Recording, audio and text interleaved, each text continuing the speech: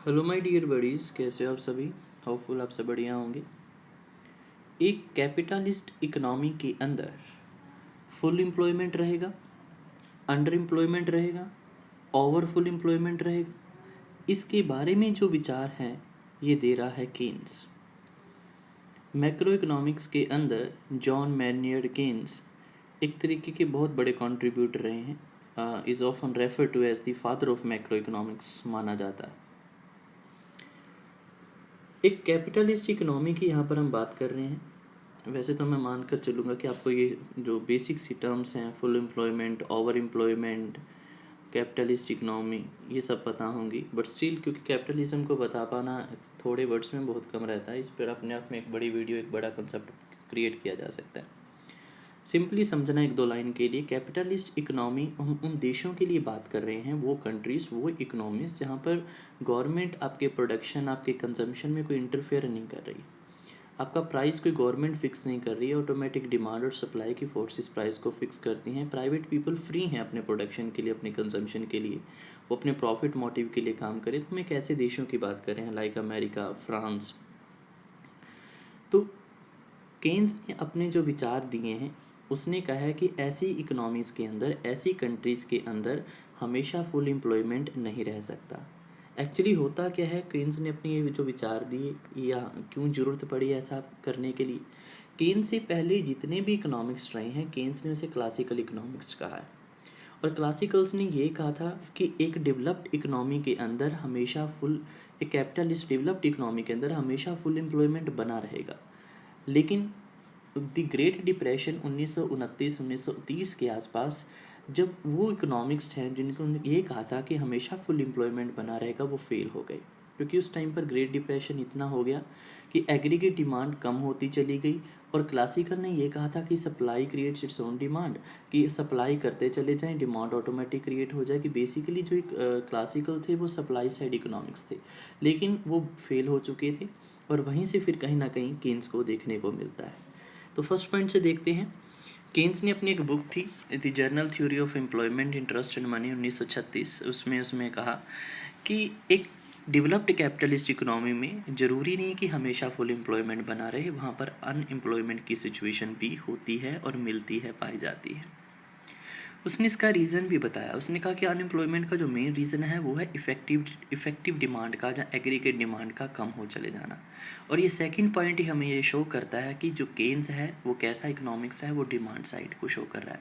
जबकि classical economics कैसे थे, वो सप्लाई साइड के इकोनॉमिक्स थे। जिन स्टूडेंट्स ने क्लासिकल की ये वीडियो को नहीं देखा है, प्लीज़ वो प्रीवियस वीडियोज़ को ज़रूर देखें, तभी आपको अच्छे से समझ में आ पाएगा कि केन्स की थ्योरी क्लासिकल से अलग कैसे है। केन्स ने ये भी कहा कि अगर अनएम्प्लॉयमेंट होता है तो उसे बढ़ाना, उसे ठीक किया जा सकता है। तो इसके लिए आपको इफेक्टिव डिमांड को बढ़ाना पड़ेगा। केन्स ने क्लासिकल्स पर एक और वार किया। उसने कहा कि क्लासिकल्स ये कहते थे कि अगर अनएम्प्लॉयमेंट हो जाए वो शॉर्ट रन के लिए होता है, उसमें आप वेजेस को कम कर दो, प्राइस लेवल को कम कर दो, रेट ऑफ इंटरेस्ट को चेंज कर दो, इनकी हेल्प से हम अनएम्प्लॉयमेंट को दूर कर सकते हैं। लेकिन केन्स ने कहा नहीं, सिर्फ और सिर्फ एग्रीगेट डिमांड या इफेक्टिव डिमांड ही एक ज़रिया है जिसके थ्रू हम एम्प्लॉयमेंट को कम कर सकते हैं और एम्प्लॉयमेंट को बढ़ा सकते हैं। तो बार बार इफेक्टिव डिमांड की बात हो रही है, तो देखते हैं एक बार प्रिंसिपल ऑफ इफेक्टिव डिमांड क्या है। तो केन्स की थ्योरी के अंदर जो प्रिंसिपल ऑफ इफेक्टिव डिमांड है, ये काफ़ी इंपॉर्टेंट रोल अदा करता है। इफेक्टिव डिमांड होती क्या है, सिंपल वर्ड्स में समझना। देखिए, जितनी एग्रीगेट डिमांड का वो पार्ट जिसके लिए एग्रीगेट सप्लाई मार्केट में अवेलेबल है, उसको हम नाम दे देंगे कहीं ना कहीं इफ़ेक्टिव डिमांड का। सपोज़ एक क्लास की हम बात कर लें, हमारी क्लास है, इसमें 50 स्टूडेंट्स बैठे हुए हैं और कैंटीन में इस टाइम पर 45 समोसा रेडी। आपको 40, आपकी डिमांड है 50 की, लेकिन इस टाइम आपकी कितनी डिमांड कंप्लीट हो सकती है, 45। तो ये 45 एग्रीगेट डिमांड जहाँ एग्रीगेट सप्लाई के इक्वल आ गई, वही हमारा पार्ट क्या हो गया, इफ़ेक्टिव डिमांड का हो गया, प्रभावपूर्ण मांग जिसे हम हिंदी में बोलते हैं। तो इसका सेकंड पॉइंट में इसका सिंपल सा मीनिंग लिखा हुआ है कि इफेक्टिव डिमांड वो पॉइंट होता है जहाँ पर आकर एग्रीगेट डिमांड और सप्लाई फुली मैच कर जाते हैं और एंटरप्रेन्योर्स जो हमारे बिजनेसमैन होते हैं उसमें किसी भी प्रकार का कोई चेंज नहीं करना चाहते। इन सिंपल वर्ड्स हम कह सकते हैं कि इफेक्टिव डिमांड वो लेवल होगा जहाँ पर एग्रीगेट डिमांड और एग्रीगेट सप्लाई एक दूसरे के इक्वल हो जाएंगे। कीन्स ने अपनी थ्योरी को बताने से पहले कुछ अजम्पशंस को लिया है, कुछ बेसिकली वो अजम्पशंस लेगा। हालांकि अगर मैं कहूँ the logical starting point of Keynes theory of employment is the principle of effective demand, जिसे हमने अभी भी कवर किया। तो इससे पहले इफेक्टिव डिमांड को वो आगे लेकर चलेगा, लॉजिकल जो उसका पॉइंट है, पर उससे पहले वो कुछ अजम्पशंस को कवर करता है। फर्स्ट अजम्पशन है time period is short because in the long run we all are dead. यहाँ पर केन्स क्या कहना चाह रहा है कि जो उसने शॉर्ट टाइम पीरियड लिया है, because Keynes had the opinion that most of the macro economic problems had a short run nature, कि ज़्यादातर इकोनॉमिक प्रॉब्लम्स का जो नेचर है वो कैसा होता है, शॉर्ट रन होता है। और एक बात वो यहाँ पर और भी कहना चाह रहा है कि लंबे टाइम की हमें चिंता करने की ज़रूरत नहीं है, because in the long time period we all are dead. Second assumption है परफेक्ट कंपटीशन। परफेक्ट कंपटीशन की इस अजम्पशन का यहाँ पर मतलब क्या हुआ, the existence of a situation of perfect competition in both commodity as well as factor markets. हम गुड्स मार्केट की बात करें या फैक्टर मार्केट की बात करें, दोनों में हम परफेक्ट कंपटीशन को लेकर चलने हैं। और इन अदर वर्ड्स हम ये भी कह सकते हैं कि परफेक्ट कंपटीशन का यहाँ पर मतलब है there is a fairly high degree of consumption, कि मार्केट के अंदर जो कंजम्पशन है उसकी डिग्री कैसी रहेगी, हाई रहेगी। थर्ड पॉइंट है developed capitalist closed economy. Developed capitalist के बारे में मैं आपको बता चुका हूँ। क्लोज्ड इकोनॉमी का मतलब यहाँ पर है कि जो हमारी इकोनॉमी है उसका किसी दूसरे के साथ कोई इम्पोर्ट एक्सपोर्ट का रिलेशन नहीं है। In other words we can say that the economy under consideration has no trade links with the foreign countries. तो वो एक बंद अर्थव्यवस्था को बता रहा है।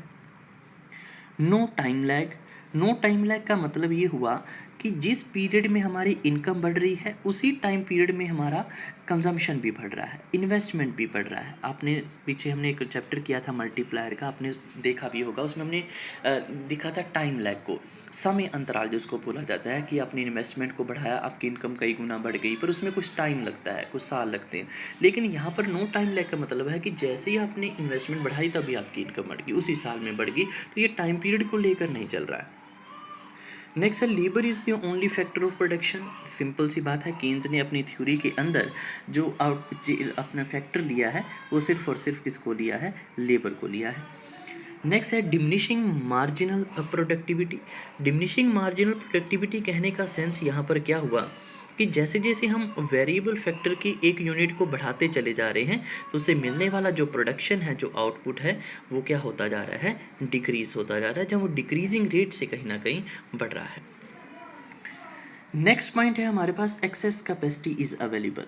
एक्सेस कैपेसिटी अवेलेबल का मतलब है कि अगर आपको प्रोडक्शन बढ़ाना पड़े तो you can, production can be increased in response to increase in aggregate demand. जैसे जैसे डिमांड बढ़ेगी आप प्रोडक्शन को बढ़ाते चले जाएंगे, यानी कि प्राइस नहीं यहाँ पर बढ़ना चाहिए। क्योंकि होता क्या है कि अगर डिमांड बढ़ी, आप प्रोडक्शन नहीं बढ़ा रहे, सप्लाई उतनी है, तो एज अ रिज़ल्ट डिमांड बढ़ती जा रही तो प्राइस बढ़ते चले जाएंगे। लेकिन यहाँ पर वो कह रहा है कि प्राइस में चेंजेस नहीं आएंगे, आप अपने प्रोडक्शन को बढ़ा सकते हो, आपके पास इतनी कैपेसिटी जो है वो अवेलेबल है। नेक्स्ट अजम्पशंस के अंदर वो ले रहा है कि money serves as a store of value and medium of exchange, कि जो मनी है वो बोथ फंक्शंस को सोल्व कर रही है। जैसे एक चीज़ और ध्यान रखना, जब हम इस अजम्पशंस कर रहे हैं केन्सियन से, तो इसके साथ आपके 2-3 टॉपिक कवर हो रहे हैं।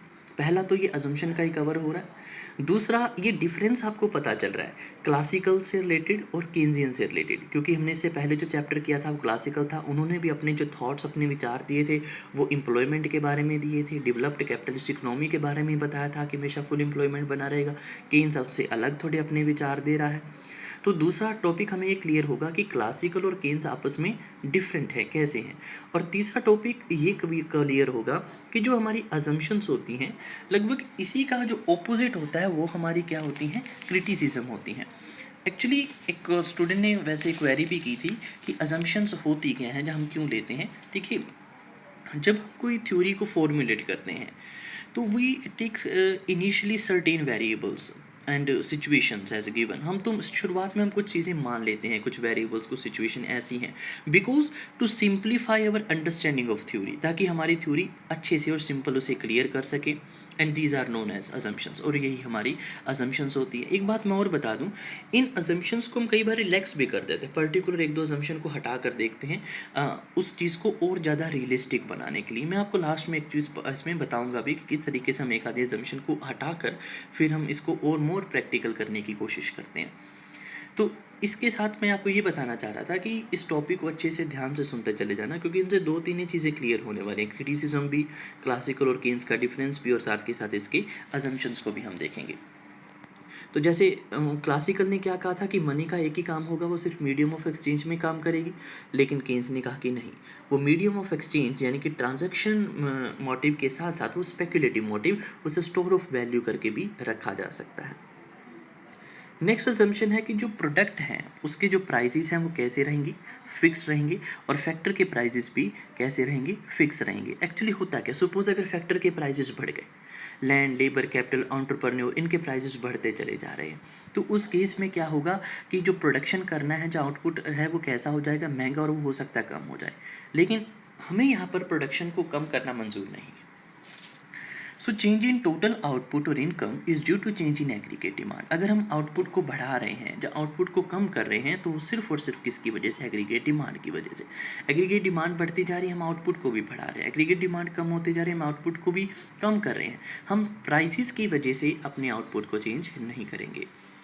नेक्स्ट है इंटरेस्ट इज मॉनेटरी फिनोमिना। इस अजम्पशन का कहने का सेंस ये हुआ, जो इंटरेस्ट है वो कितने परसेंट रहेगी, वो उस फिक्स करने का जो अधिकार है वो किसी बैंक, किसी बॉडी के पास नहीं है।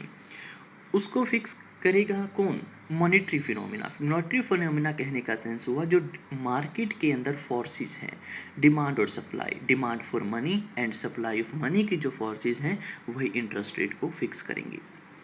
Ignores the role of government as a spender और अ टैक्सर। यहाँ पर ये बात की जा रही है कि जो गवर्नमेंट है वो एक तरीके से ऑब्जर्विंग बॉडी है, यहाँ पर वो एक रेगुलेटिंग बॉडी की तरह काम कर रही है, ना वो कोई खर्चे कर रही है स्पेंडर, और ना ही कोई वो टैक्सर की फॉर्म में काम कर रही है कि टैक्स लगा रही है।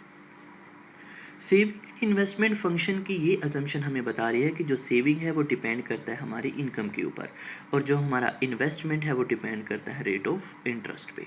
फंक्शन का मतलब, फंक्शन एक टेक्निकल सा वर्ड है, इसे सिंपल फॉर्म में हम डिपेंड वर्ड में यूज़ कर सकते हैं कि सेविंग डिपेंड है इनकम पर और इन्वेस्टमेंट डिपेंड किस पर है, रेट ऑफ इंटरेस्ट पे। नेक्स्ट है अंडर एम्प्लॉयमेंट इक्विलिब्रियम। देखिए ध्यान से सुना, अंडर एम्प्लॉयमेंट इक्विलिब्रियम, और यही इस पूरी केन्सियन थ्योरी का एक इम्पॉर्टेंट अजम्पशन भी है, क्योंकि केन्स ने यही शुरुआत में कहा था कि एक डेवलप्ड कैपिटलिस्ट इकोनॉमी के अंदर हमेशा फुल एम्प्लॉयमेंट इक्विलिब्रियम नहीं हो सकता, उसमें अंडर एम्प्लॉयमेंट इक्विलिब्रियम होता है। What do you mean by under employment equilibrium, एक बार मैं यहाँ भी बताऊँगा, फिर हम आगे चलकर इसकी डिटेल डिस्कशन भी करेंगे। अंडर एम्प्लॉयमेंट इक्विलिब्रियम से मतलब ये है कि जब सभी लोगों को काम नहीं मिला, फुल एम्प्लॉयमेंट अभी नहीं हुआ है, उससे पहले ही एग्रीगेट डिमांड और एग्रीगेट सप्लाई इक्वल हो जाते हैं, तो इस सिचुएशन को क्या कहा जाएगा, अंडर एम्प्लॉयमेंट इक्विलिब्रियम। नेक्स्ट पर चलते हैं, लेबर हैज़ मनी इल्यूजन। काफ़ी अच्छी असम्पशन है कि जबकि क्लासिकल ने ये कहा था कि लेबर को कोई मनी इल्यूजन नहीं होता। मनी इल्यूजन का मतलब क्या है, हिंदी में अगर इसे कहें तो मुद्रा भ्रांति जिसे कहा जाता है, या फिर एक मिसअंडरस्टैंडिंग है किसको, लेबर को। किसकी मिसअंडरस्टैंडिंग है कि जो वर्कर्स हैं बेटर फील करते हैं कि उनके मनी वेजेस बढ़ गए हैं, जबकि वो इस बात पर ध्यान नहीं देते हैं कि साथ के साथ प्राइजेस भी क्या होता जा रहा है, बढ़ता जा रहा है। वो सोचते हैं अगर हम उनकी वेजेस बढ़ गए हैं तो वो ज़्यादा खरीद पाएंगे, जबकि रियलिटी में ऐसा पॉसिबल नहीं होता है, और इसी चीज़ की उन्हें क्या रहती है, मिसकंसेप्शन है, जब मिसअंडरस्टैंडिंग है।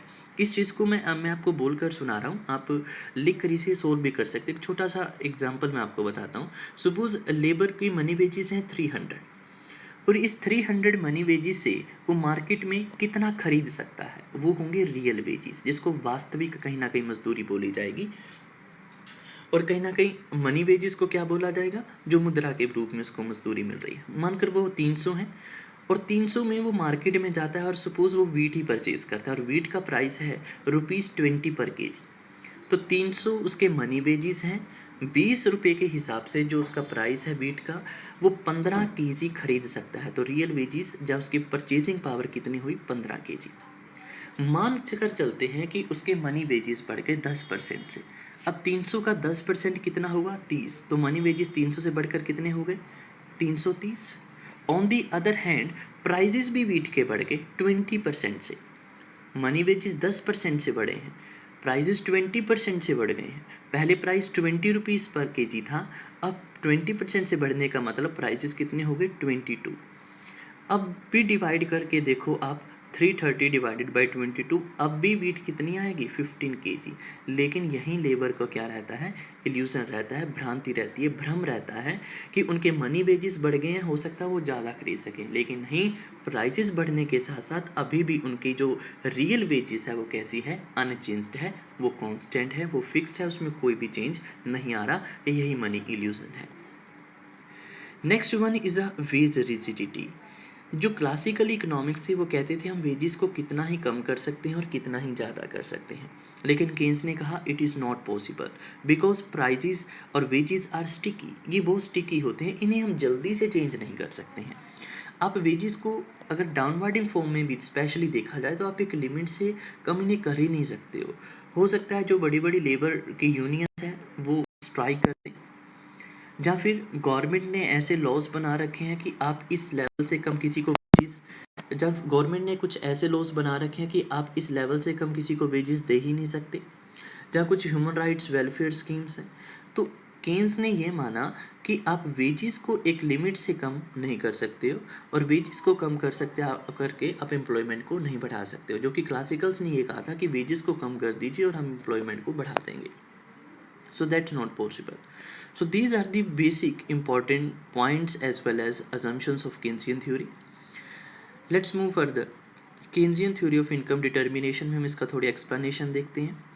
देखिए, शॉर्ट रन की बात की गई, जितने भी यहाँ पर रेड वर्ड्स हैं वो इंपॉर्टेंट पॉइंट्स को बता रहे हैं। शॉर्ट पीरियड कैपिटलिस्ट इकोनॉमी के अंदर जो आपकी नेशनल इनकम है, जहाँ टोटल आउटपुट है, वो डिपेंड करता है किसके ऊपर? लेवल ऑफ एम्प्लॉयमेंट पे। और लेवल ऑफ एम्प्लॉयमेंट किस चीज़ पर डिपेंड करेगा? वही हमारा इंपॉर्टेंट प्रिंसिपल जो इस इकोनॉमी का कहीं ना कहीं, या फिर इस थ्योरी का कहें तो एक सबसे इंपॉर्टेंट पॉइंट बना हुआ है, that is the effective demand. तो लेवल ऑफ एम्प्लॉयमेंट डिपेंड करता है इफेक्टिव डिमांड पर।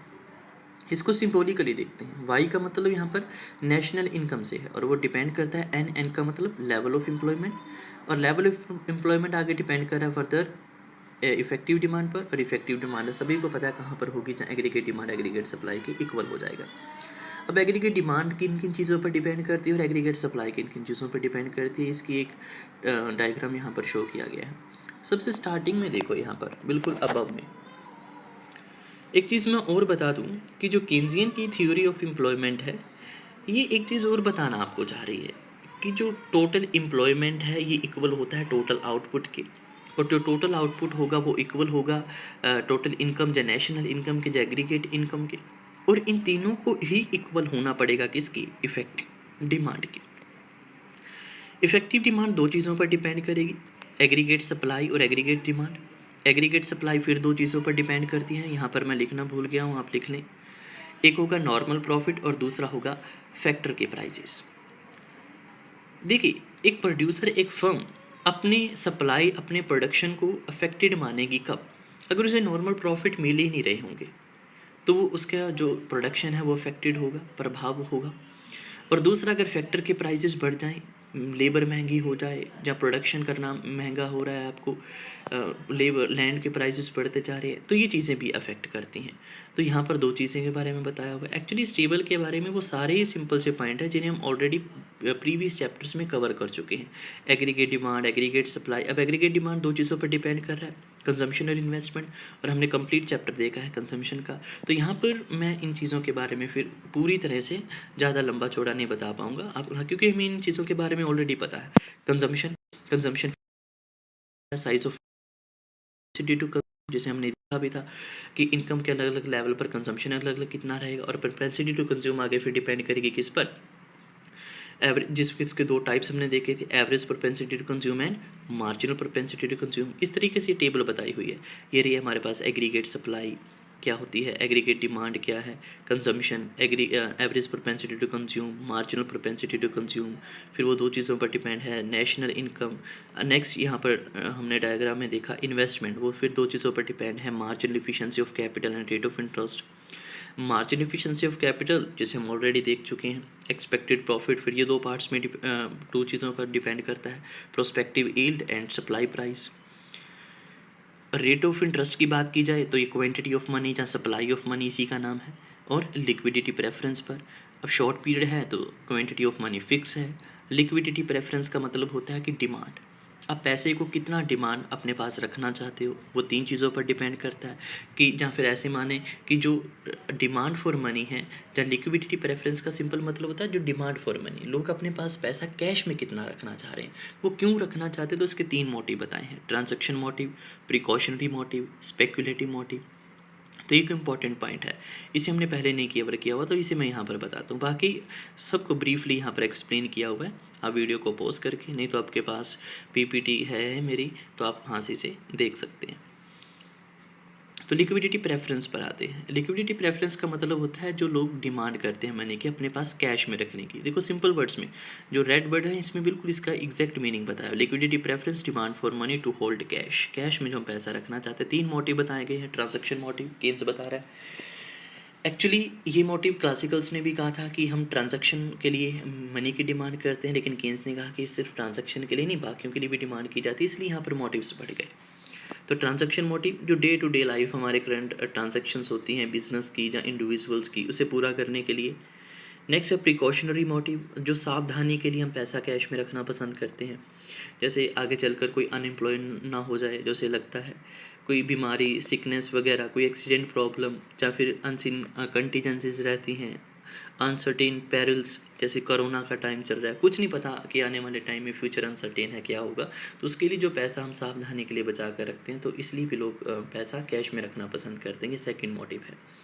थर्ड मोटिव है कि लोग कैश में पैसा क्यों रखना चाहते हैं, तो स्पेकुलेटिव मोटिव में आप सिंपल समझना कि सपोज़ आपके पास अभी कुछ मनी है, आप उसे अगर मार्केट में लगाते हो तो आपको रिटर्न अच्छे नहीं मिल रहे हैं, तो रेट ऑफ इंटरेस्ट अच्छा नहीं है, कुछ भी लगा कर चले, लेकिन आपको लगता है कि कुछ टाइम के बाद रिटर्न्स अच्छे मिलेंगे, तो आप तब तक पैसा मार्केट में रख कर अपने पास रख रहे हैं, तो that is the speculative motive, कि आप बाद में जैसे ही वो रिटर्न्स अच्छे मिलेंगे आप पैसे को लगा देंगे।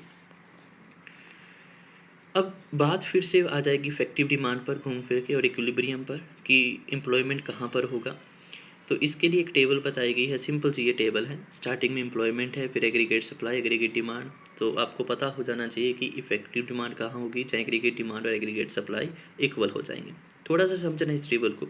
स्टार्टिंग में एम्प्लॉयमेंट ज़ीरो है, तो अगर एम्प्लॉयमेंट ज़ीरो है, कोई काम ही नहीं करा, तो क्या प्रोडक्शन आउटपुट या सप्लाई होगी? बिल्कुल नहीं। तो एग्रीगेट सप्लाई कैसी है? ज़ीरो है। लेकिन डिमांड तो हमेशा कोई ना कुछ इकोनॉमी में रहती है, तो डिमांड कितनी है? 60 करोड़। तो ये जो डिमांड है 60 करोड़, ये मजबूर करेगी प्रोड्यूसर्स को, फर्म्स को कुछ ना कुछ प्रोडक्शन करने के लिए। और प्रोडक्शन करने के लिए हमें क्या चाहिए? लेबर। तो यहाँ पर एम्प्लॉयमेंट राइज होगा, बढ़ेगा। तो लेबर को बढ़ा दिया, 0 से 10 कर दिया। जैसे ही एम्प्लॉयमेंट बढ़ा, तो अब ये जो 10 लाख की एम्प्लॉयमेंट है, जो लेबर है, या एग्रीगेट सप्लाई को, जब प्रोडक्शन को क्या करेंगे? बढ़ाएंगे। आउटपुट बढ़ेगा, तो वो 60 से बढ़ गया। अब एग्रीगेट सप्लाई जो 60 से बढ़ी है, लेकिन एग्रीगेट डिमांड और बढ़ गई। अब उस एग्रीगेट डिमांड को पूरा करने के लिए हमें एम्प्लॉयमेंट को फिर से बढ़ाना पड़ेगा, तो एम्प्लॉयमेंट फिर से राइज होगा। सिमिलरली फिर से एम्प्लॉयमेंट को बढ़ाया गया, एग्रीगेट सप्लाई बढ़ी लेकिन डिमांड और बढ़ गई, तो उस एग्रीगेट डिमांड को और कवर करने के लिए फिर से एम्प्लॉयमेंट को बढ़ाना पड़ा, और इस तरीके से सिमिलरली ये पॉइंट चलते रहे। लेकिन एक पॉइंट पर आकर जब एम्प्लॉयमेंट 50 लाख हुई, तो एग्रीगेट सप्लाई और एग्रीगेट डिमांड कैसी हो गई? इक्वल, यानी कि this is the point of effective demand, और यहीं इक्विलिब्रियम आ गया। और उसके बाद की सिचुएशन को देखो, और एम्प्लॉयमेंट लगा दी गई, और एम्प्लॉयमेंट लगाने का मतलब और प्रोडक्शन हो गया। तो 210 का प्रोडक्शन है, एग्रीगेट सप्लाई 210 है, लेकिन डिमांड 190 ही है। इसका मतलब अगर ऐसा रहा, हम और एम्प्लॉयमेंट बढ़ाते चले गए, तो वहाँ पर क्या होगा? एग्रीगेट सप्लाई प्रोडक्शन बढ़ता रहेगा, जबकि उतनी डिमांड है नहीं। तो यही तो हुई ना कि इफेक्टिव डिमांड कम हो गई। या फिर हम यूँ मान कर चलें कि यहाँ पर प्रोड्यूसर्स या फर्म्स के पास एक्स्ट्रा स्टॉक जमा होना शुरू हो गया, तो वो और प्रोडक्शन करना क्या कर देंगे? कम, और नतीजा जो एम्प्लॉयमेंट है वो कम होती चली जाएगी, या फिर फॉल होना स्टार्ट हो जाएगी। तो इस टेबल को समझने के बाद इसी टेबल को ग्राफिकल प्रेजेंटेशन में शो किया गया है। ये देखिए ग्राफिकल प्रेजेंटेशन। सबसे पहले हमारे पास एग्रीगेट सप्लाई था, तो ये एग्रीगेट सप्लाई का कर्व बना हुआ है। डी पॉइंट के बाद जाकर एग्रीगेट सप्लाई कैसी हो जाती है, कांस्टेंट, क्योंकि डी पॉइंट पर सभी को काम मिल चुका है और उसके बाद आप एम्प्लॉयमेंट को बढ़ा नहीं सकते। और एम्प्लॉयमेंट को नहीं बढ़ाने का मतलब यहाँ पर है कि आप प्रोडक्शन को और ज़्यादा नहीं बढ़ा सकते। और एक कर्व हमें यहाँ पर दिया गया है एग्रीगेट डिमांड का, तो ये एग्रीगेट डिमांड है हमारी कहीं ना कहीं, जहाँ पर एग्रीगेट सप्लाई और एग्रीगेट डिमांड ने एक दूसरे को कट कर दिया, दैट इज़ द पॉइंट ई। यही हमारा इफेक्टिव डिमांड होगा, जहाँ फिर इक्विलिब्रियम का पॉइंट होगा। साइड में इसकी सिंपल से एक्सप्लेनेशन शो है कि point E is an equilibrium point.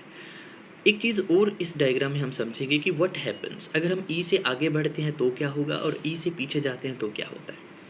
E point पर 50 लाख लोगों को काम मिला हुआ है। सपोज हम ई से पीछे चले गए तो कितने लोगों को काम मिला हुआ है, 40 लाख। एम्प्लॉयमेंट कम हो गया। एम्प्लॉयमेंट कम होने का मतलब एग्रीगेट सप्लाई भी कम है और एग्रीगेट डिमांड तो ज़्यादा है ही। तो ए से बी का जो पार्ट है ये गैप शो कर रहा है कि ए तक एग्रीगेट सप्लाई है और बी तक डिमांड है, और डिमांड को बढ़ाना है तो लेबर को बढ़ाना पड़ेगा। तो हम 40 से कहाँ पर आ जाएंगे, 50 पर। तो ई पॉइंट हमारा इक्विलिब्रियम का पॉइंट हो गया। नेक्स्ट अगर हम ई से आगे बढ़ें तो एम्प्लॉयमेंट को बढ़ा दिया गया है 60। एम्प्लॉयमेंट बढ़ाने का मतलब एग्रीगेट सप्लाई बढ़ चुकी है, तो एग्रीगेट सप्लाई कहाँ तक जा चुकी है, डी तक, जबकि डिमांड कहाँ तक है, एस तक। तो ये गैप क्रिएट हो गया, यानी कि स्टॉक बढ़ गया। स्टॉक को कम करने के लिए हम प्रोडक्शन कम कर देंगे। प्रोडक्शन कम करने का मतलब लोगों को काम से निकालना शुरू कर दिया, एम्प्लॉयमेंट कम करनी पड़ी। तो 60 से 50 दोबारा से हम किस पर आ गए, इक्विलिब्रियम पॉइंट पर। तो ये दोनों ही, एक यहाँ पर पैराग्राफ है साथ में और एक इस पैराग्राफ में इस चीज़ की एक्सप्लेनेशन के बारे में बताया हुआ है। सो ये फर्स्ट पार्ट था हमारी इस थ्योरी का। सेकेंड पार्ट हम नेक्स्ट पार्ट में करेंगे, क्योंकि ये वीडियो फिर थोड़ी लेंथी हो जाती है।